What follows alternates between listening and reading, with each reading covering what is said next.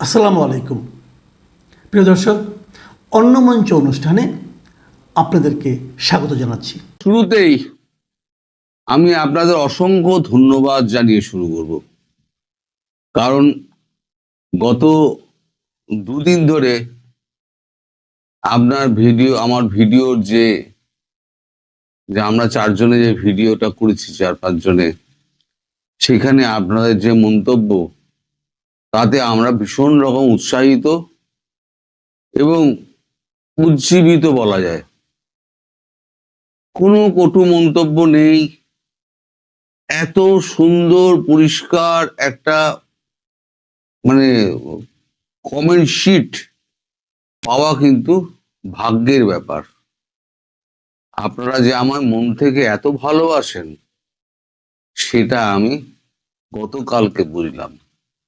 আর গতকালকে এটাও আমি বুঝেছি যে এর মধ্যে বট বাহিনী কেউ ছিলেন না। আওয়ামী লীগের লোকজনেরা যারা আমার প্রতি বীতশ্রদ্ধ হয়ে গেছিলেন, তারাই আমার নামে এই গুজববাজ লিখতেন। বট বাহিনী কেউ নেই, তাহলে বট বাহিনী গত 2-3 দিনে তারাও লিখতেন। আপনারা কমেন্টগুলো পড়ে দেখুন, কোথাও কিন্তু সেরাম লেখা নেই। 2-1 জন লিখেছেন গুজববাজ, তারাও থাকবেই। মানুষের খুদ ধরার জন্য কিছু লোক থাকে, ভালো কাজ করলেও দেখবেন খুদ তার মধ্যে ধরে ফেলেছে। তো এরম মানুষ তো থাকবেই। তো আমি সেগুলো ধরুন 0.1% সেটাকেও ধরে না। এবার আসি শেখ হাসিনা প্রসঙ্গে। শেখ হাসিনা তিনি বিদেশ যাচ্ছেন, সেটা নিয়ে আমি একটা ভিডিও করেছিলাম আপনাদের। ব্রিটেন চলে যাচ্ছেন শুনে অনেকে হাঁ হাঁ করে উঠেছিলেন যে শেখ হাসিনা ভারতবর্ষ থেকে তাকে সরিয়ে দেওয়া হচ্ছে ব্রিটেনে। এটা নিয়ে প্রচুর মন্তব্য হয়েছে। শেষ খবর যা পাওয়া গেছে, তিনি ব্রিটেন নয়, তিনি যাচ্ছেন ফিনল্যান্ডে। ফিনল্যান্ড হয়ে তিনি ব্রিটেনে আসবেন। ব্রিটেনে 5-7 দিন কাটিয়ে তারপর তিনি ভারতবর্ষে আসবেন। তার কিছু জরুরি কাজ রয়েছে এখানে ভারতবর্ষে, সেগুলো সেরে আবার যখন তার মনে হবে, এবার তিনি আবার যাত্রা করবেন। এই যাত্রার ডেট এখনো ঠিক হয়নি। যাত্রার ডেটটা ঠিক করতে আজকে আমাদের বিদেশমন্ত্রী ডক্টর জয়শঙ্কর আর আমাদের NSA অজিত দোভাল এবং ইন্ডিয়ান এয়ারফোর্সের যিনি চিফ, তিনিও যাচ্ছেন। তার কারণ হচ্ছে তিনি হয়তো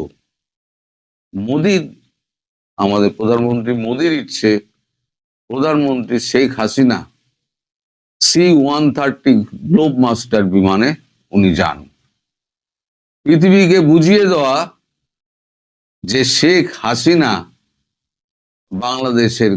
বাংলাদেশের শেখ হাসিনা প্রধানমন্ত্রী, তিনি ভারতবর্ষের কাছে কতটা গুরুত্বপূর্ণ, সেটা বোঝানোর জন্য একটা C-130 গ্লোব মাস্টার তার জন্য বরাদ্দ করা, এটা আমাদের প্রধানমন্ত্রী নরেন্দ্র মোদীর ইচ্ছা। এখন সেখানে কিছু প্রোটোকলের ব্যাপার থাকে, কারণ C-130 গ্লোব মাস্টার এগুলো হচ্ছে ইন্ডিয়ান এয়ারফোর্সের বিমান। এখন একদম বিদেশি প্রাইম মিনিস্টার তিনি আমাদের ইন্ডিয়ান এয়ারফোর্সের বিমানে উঠতে পারেন কিনা, সেই ব্যাপারটা নিয়ে একটা কূটনৈতিক জটিলতা থাকলেও থাকতে পারে, সেটা নিয়ে আলোচনা করছে।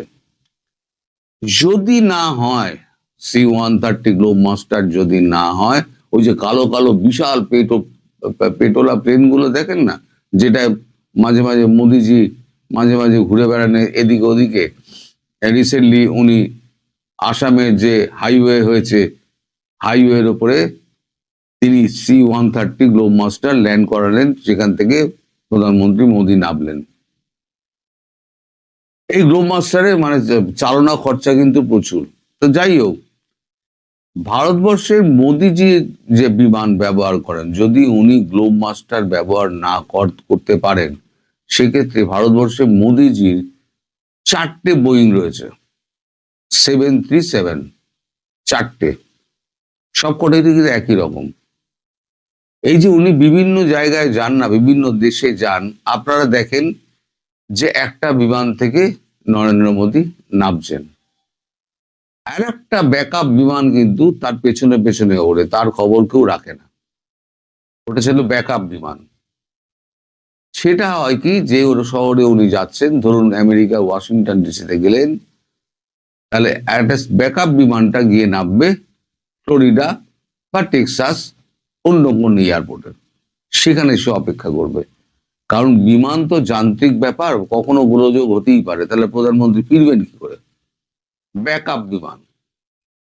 যদি সেক্ষেত্রে 4টে বিমানের থেকে একটা বিমান তাহলে শেখ হাসিনার জন্য বরাদ্দ হতে পারে, মানে তিনি হয় গ্লোব মাস্টারে যাবেন, C-130 গ্লোব মাস্টার, অথবা মোদিজি যে প্লেনে যান, যে রাজকীয় প্লেনে যান, সেই রাজকীয় প্লেন তাকে নিয়ে যাবে ফিনল্যান্ড, ফিনল্যান্ড থেকে ব্রিটেন, ব্রিটেন হয়ে ভারতবর্ষ। এবার ভারতবর্ষ থেকে আবার এখন কাজকর্ম সেরে উনি যদি মনে করেন উনি ফ্রান্সে যাবেন, উনি জার্মানি যাবেন, উনি অস্ট্রেলিয়া যাবেন, উনি ব্রাজিল যাবেন, উনি রাশিয়া যাবেন, উনি চীন যাবেন, যেখানে যেতে চাইবেন সেখানেই উনি যাবেন, আবার ফিরে কিন্তু ভারতবর্ষেই আসবেন। কারণ আমি বলেছি, শেখ হাসিনা উনি ঘরে বন্দি থাকতে থাকতে ওনার একটা মানসিক চাপ তৈরি হয়েছে, ভারতবর্ষ তাকে চাপ মুক্ত করতে চাইছে। তার জন্য যা সিকিউরিটি ব্যবস্থা, যে সমস্ত ঠিকঠাক করার, এই সিকিউরিটি ব্যবস্থা ঠিকঠাক করার জন্য অজিত দোভাল যাচ্ছেন। আর তিনি এই যে ফিনল্যান্ডে যাবেন, তার কিছু কূটনৈতিক কাজকর্ম রয়েছে এবং তার দলীয় কিছু কাজকর্ম রয়েছে এবং ব্যক্তিগত কিছু কাজকর্ম রয়েছে। আর ব্রিটেন সফরটা পুরোপুরি উনি পরিবারের সঙ্গে 7টা দিন কাটাবেন, এই হচ্ছে তার আপাতত প্ল্যান।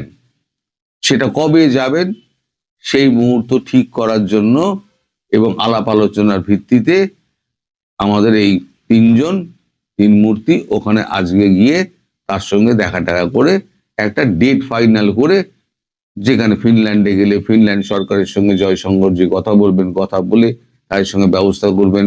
এখান থেকে আমাদের NSA যিনি যাচ্ছেন, তিনি এবার ফিনল্যান্ডে লোক, মানে আমাদের সিকিউরিটি এজেন্ট গুলো পাঠাবেন, তারা সমস্ত ঘর বাড়ি পরীক্ষা টরীক্ষা করে দেখে রেখে দেবেন, কোথায় তিনি থাকবেন না থাকবেন সেখানে সিকিউরিটি ব্যবস্থা করা। তার 4th লেয়ার সিকিউরিটি আছে, তার 4th লেয়ার সিকিউরিটির যে সমস্ত নিরাপত্তা ব্যবস্থা থাকে, ওই 4th লেয়ার সিকিউরিটির সমস্ত নিরাপত্তা তার জন্য, মানে ব্যবস্থা করার জন্য এগুলো করা হচ্ছে। আমি 2-4 দিনের মধ্যেই আপনাদের জানিয়ে দেবো যে কবে উনি এখান থেকে উঠছেন, কোথায় কোথায় যাবেন এবং কবে উনি আবার ভারতবর্ষে ব্যাক করবেন, তার নিজস্ব কাজকর্ম সেরে আবার যখন উদ্দেশ্যে কোথাও যাওয়ার ইচ্ছা হবে তিনি চলে যাবেন। এই গেল শেখ হাসিনার প্রসঙ্গ। এইবারেতে হচ্ছে আর একটা প্রসঙ্গ, সেটা হচ্ছে আলী রিয়াজ। আলী রিয়াজ তিনি কোথায়? এই যে সংবিধান সংশোধনী করে তিনি যে একেবারে মানুষকে একেবারে ব্যতিব্যস্ত করে তুলেছিলেন, তাকে কিন্তু কোথাও দেখা যাচ্ছে না। একটা অসমর্থিত সূত্রে খবর পাওয়া যাচ্ছে, বাংলাদেশের DGFI বিএনপি নির্দেশে তাকে তুলে নিয়ে গিয়ে একটা সেফ জায়গায় গৃহবন্দী করে দিয়েছেন। কারণ মনে করুন, শপথের দিন থেকে তাকে কিন্তু আর দেখা যাচ্ছে না। কারণটা কি জানেন? কারণটা হচ্ছে এই যে তারেক রহমানকে জোর করে ধমক দিয়ে, ভয় দেখিয়ে তাকে দিয়ে হ্যাঁ করানো হয়েছিল। চাপে পড়ে তখন তারেক রহমান উনি হ্যাঁ বলে দিয়েছিলেন। পরবর্তীকালে তিনি আর ওই হ্যাঁ না এর কোনো প্রশ্নে তিনি যাননি। তিনি ভেবেছিলেন যে একবার ভোটটা হয়ে যাক, রেজাল্টটা দেখি, তারপর যা বলার বলবো। রেজাল্ট যখন দেখা গেল তিনি একদম ল্যান্ডস্লাইড ভোটে তিনি যখন জিতে গেলেন, আসলে আওয়ামী লীগের লোকেরা ভোট দিয়েছেন, প্রচুর পরিমাণে ভোট দিয়েছেন। এই আমাদের সারের হাত থেকে বাঁচার জন্য এইবার আওয়ামী লীগের পরিবারের যে ভোটটা পেয়েছে, নিজেদের যে কোর ভোট আছে সব ভোট নিয়ে একবার ল্যান্ডস্লাইড ভোটে উনি জিতে গেলেন। আর যত ইঞ্জিনিয়ারিং করে ওই যা সিট পাওয়ার সেটা হচ্ছে ওই জামাত পেয়েছে। আর এই ছেলে ছোকরা যেগুলো চ্যাংড়া ছিল সেগুলো ওই দু চারটে, আর ল্যাঙ্গট ফ্যাঙ্গট পড়া দু চারটে পেয়েছে, বাকিগুলো সব হচ্ছে ছাগলের তৃতীয় সন্তান হয়ে গিয়েছে। এখন এই আলী রিয়াজ তিনি আছেন কোথায়? আমি প্রচুর এ ব্যাপারে খোঁজ খবর লাগাচ্ছি, আপনারাও একটুখানি আমায় যদি সাহায্য করেন তাহলে পরে আমি এই ব্যাপারে একটা ভিডিও করে সাধারণ মানুষকে আমি দেখাতে পারি। আরো কিছু কিছু প্রশ্ন আছে, আরো কিছু কিছু প্রশ্ন আছে যেগুলোর প্রশ্নগুলোর আমি জবাব দেব আজকে রাত্রিবেলাতে আজকে আমরা আবার একটা লাইভ করব, যেখানে আসাদ নূর থাকবেন, আমি থাকব, রাশেদ ভাই থাকবেন এবং সাব্বির থাকবেন, এই চারজন। সেখানে আমি কিছু ব্রেকিং নিউজ দেব। সারের বর্তমান কি অবস্থা, তার রাষ্ট্রপতি হওয়া কি হচ্ছে আদৌ, যদি না হন তাহলে তার ভাগ্যে কি জুটছে, তিনি কি ফাঁসির দড়িতে ঝুলবেন নাকি তাকে সেফ এক্সিট দেওয়া হবে?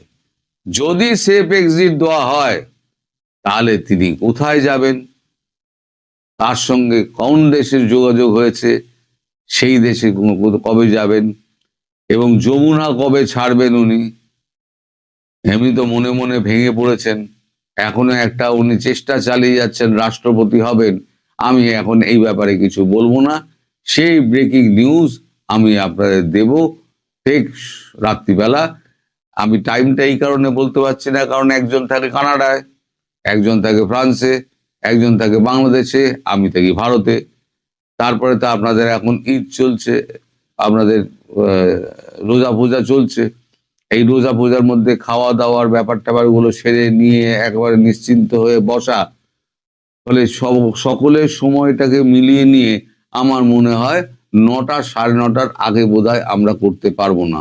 আপনারা একটু আমার চ্যানেলে চোখ রাখবেন, সেখানে গরম গরম খবর আমি আপনাদের প্রকাশ করব।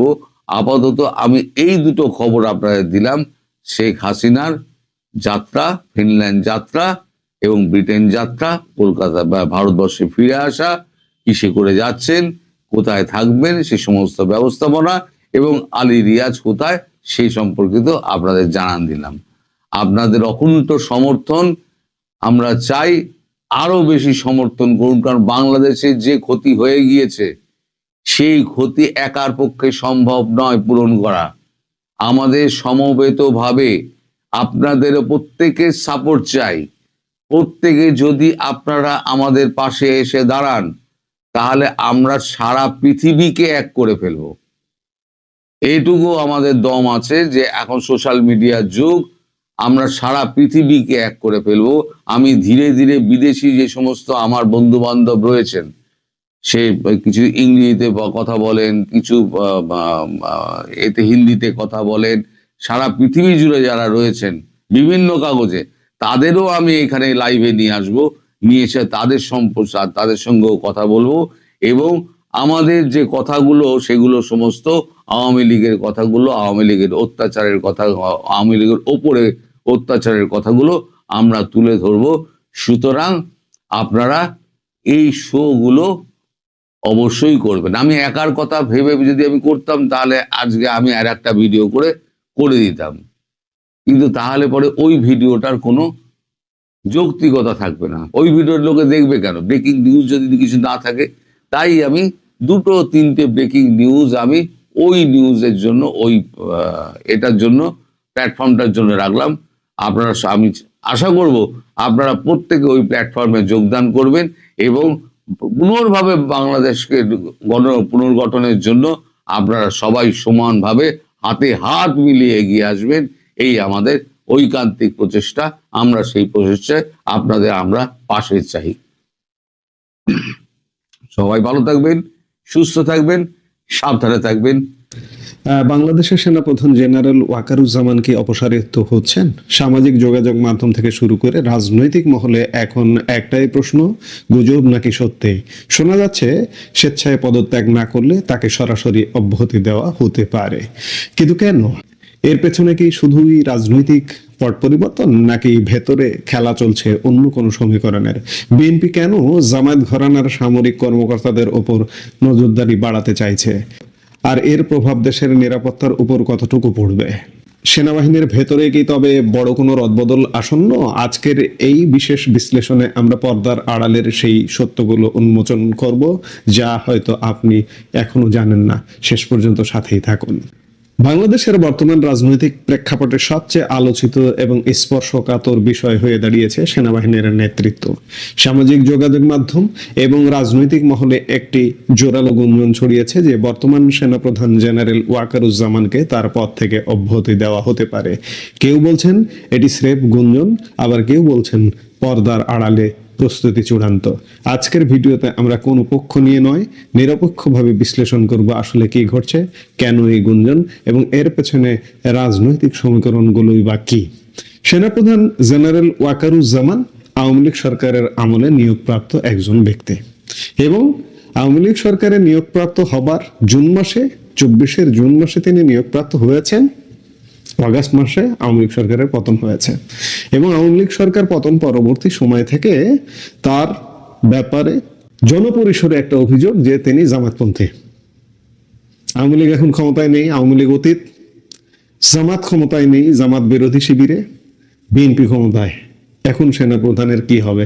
খুব স্বাভাবিকভাবে প্রশ্ন আসতে পারে, কারণ আপনি যতই বলুন রাজনীতিকে উপেক্ষা করবেন, সেনাবাহিনী রাজনীতির বাইরে বা বিচার বিভাগ রাজনীতির বাইরে, কিন্তু না, ক্ষমতায় যে দলটি থাকে, যে সময় যখন যে দলটি থাকে, তখন কিন্তু এটি বাস্তবতা। বাংলাদেশে বা এই সব দেশের মতো দেশে বাস্তবতা, রাজনীতি একটা বিবেচ্য বিষয় হয়ে দাঁড়ায় আমাদের মতো দেশগুলোতে। শুরুতেই দেখা যাক যে গুঞ্জনের সূত্রপাত কোথায়। জেনারেল ওয়াকারুজ্জামান আওয়ামী লীগ সরকারের আমলে সেনাপ্রধান হিসেবে দায়িত্ব গ্রহণ করেন। ক্ষমতার পট পরিবর্তনের পর স্বাভাবিকভাবেই নতুন সরকারের সাথে আগের নিয়োগপ্রাপ্ত কর্মকর্তাদের কাজের সমন্বয় নিয়ে প্রশ্ন ওঠে। গুঞ্জন রয়েছে যে তিনি যদি স্বেচ্ছায় পদত্যাগ না করেন তবে তাকে সরাসরি অব্যাহতি দেওয়া হতে পারে, কিন্তু এর পেছনের কারণ হিসেবে যা বলা হচ্ছে তা বেশ চমকপ্রদ। সাধারণত কোনো সেনাপ্রধানকে সরানোর পেছনে পেশাগত কারণ থাকে, কিন্তু এখানে রাজনীতির একটি বড় যোগসূত্র খোঁজা হচ্ছে। এখানে একটি নতুন মোড় লক্ষ্য করা যাচ্ছে। বিএনপি পন্থী রাজনৈতিক বিশ্লেষক এবং সুশীল সমাজের একটি অংশের ধারণা, বর্তমান সেনাপ্রধানের সাথে জামাতের মতাদর্শের একটি সংশ্লিষ্টতা রয়েছে। এটি শুনতে কিছুটা অদ্ভুত মনে হতে পারে, কারণ বর্তমান রাজনৈতিক প্রেক্ষাপটে বিএনপি এবং জামাত একসময় ঘনিষ্ঠ মিত্র থাকলেও এখন তাদের মধ্যে একটি দৃশ্যমান দূরত্ব তৈরি হয়েছে। অনেক বিশ্লেষক মনে করেন জামাত এখন বিএনপির প্রধান রাজনৈতিক প্রতিপক্ষ হিসেবে আবির্ভূত হচ্ছে। ফলে বিএনপি সরকার যদি মনে করে সামরিক বা বেসামরিক প্রশাসনের উচ্চ পদে জামাত ঘরানার কেউ আছেন, তবে তাদের ওপর নজরদারি বাড়ানো বা পরিবর্তনের চেষ্টা করাটা অস্বাভাবিক নয়। বিশেষজ্ঞরা কি বলছেন? সামরিক বিশেষজ্ঞদের মতে সেনাপ্রধানের পদটি কেবল একটি চাকরি নয়, এটি দেশের সার্বভৌমত্ব এবং নিরাপত্তা ব্যবস্থার মূল ভিত্তি। যদি হঠাৎ করে এই পদে পরিবর্তন আনা হয় তবে তার প্রভাব পড়ে পুরো বাহিনীর চেইন অফ কমান্ডে। বিএনপি সরকারের জন্য চ্যালেঞ্জ হলো সেনাবাহিনীর ভেতরে থেকে যে কোনো ধরনের বিরোধী প্রভাব বা পূর্ববর্তী সরকারের রেশ মুছে ফেলা। তারা চাইবে এমন একজনকে নেতৃত্বে আনতে যিনি বর্তমান রাজনৈতিক দর্শনের সাথে সামঞ্জস্যপূর্ণ। তবে এই পরিবর্তন যদি কেবল রাজনৈতিক কারণে হয় তবে তা দীর্ঘমেয়াদে সেনাবাহিনীর পেশাদারিত্বের জন্য কতটুকু ইতিবাচক হবে তা নিয়ে প্রশ্ন থেকে যায়। এখন প্রশ্ন হলো, আসলেই কি তাকে সরিয়ে দেওয়া হবে? এখন পর্যন্ত সরকারের পক্ষ থেকে কোনো আনুষ্ঠানিক ঘোষণা বা নির্ভরযোগ্য সূত্র থেকে নিশ্চিত কোনো তথ্য পাওয়া যায়নি। সেনাবাহিনী একটি সুশৃঙ্খল প্রতিষ্ঠান, যেখানে হুট করে সিদ্ধান্ত নেওয়া কঠিন, তবে রাজনীতির মাঠে যা রটে তার কিছুটা তো বটে। এই নীতিতে বিশ্বাসীরা মনে করছেন ভেতরে ভেতরে পরিবর্তনের হাওয়া বইছে। আমাদের মনে রাখতে হবে, গুজব অনেক সময় জনমত তৈরির হাতিয়ার হিসেবে ব্যবহৃত হয়, আবার অনেক সময় বড় কোনো পরিবর্তনের পূর্বাভাস হিসেবেও কাজ করে। পরিশেষে বলা যায় সেনাবাহিনীর নেতৃত্ব পরিবর্তন একটি নিয়মিত প্রক্রিয়া হতে পারে, কিন্তু যখন এর সাথে রাজনীতির রং মেশে তখন তা জনমনে উদ্বেগের সৃষ্টি করে। দেশের স্থিতিশীলতার জন্য সেনাবাহিনীর এবং রাজনীতির মধ্যে একটি সুস্থ ভারসাম্য বজায় থাকা জরুরি। সেনাপ্রধানের স্বাভাবিক মেয়াদ 3 বছর। তিনি জুনে নিয়োগ পেয়েছেন। যদি ধরেন তার বয়স সাপোর্ট করে তাহলে তিনি 27 জুনে অবসরে যাবেন। সেনাপ্রধান মেয়াদটা 3 বছর, আবার যদি সেনাপ্রধানের বয়স তার আগেই 60 বছর হয়ে যায় তাহলে কিন্তু তিনি অবসরে চলে যান। হিসেব বলছে, উইকিপিডিয়ার তথ্য বলছে তার বয়স এই বছর 15 সেপ্টেম্বর হয়ে যাবে।